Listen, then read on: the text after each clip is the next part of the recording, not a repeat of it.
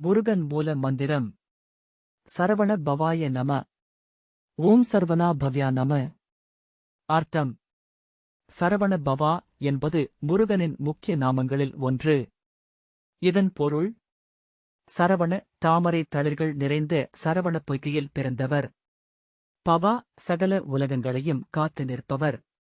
மூல மந்திர ஜபிக்கும் முறை: காலையில் குளித்து சுத்தமாக இருந்து சிவன் முருகன் படத்தின் முன் அமரவும். 108 முறை மாலையுடன் ஜபிக்கவும். சிவப்பு குங்குமம், அரிசி, சந்தனம் வைத்து வழிபடவும். செவ்வாய்க்கிழமை கிருத்திகை நட்சத்திர நாள் சிறந்தது.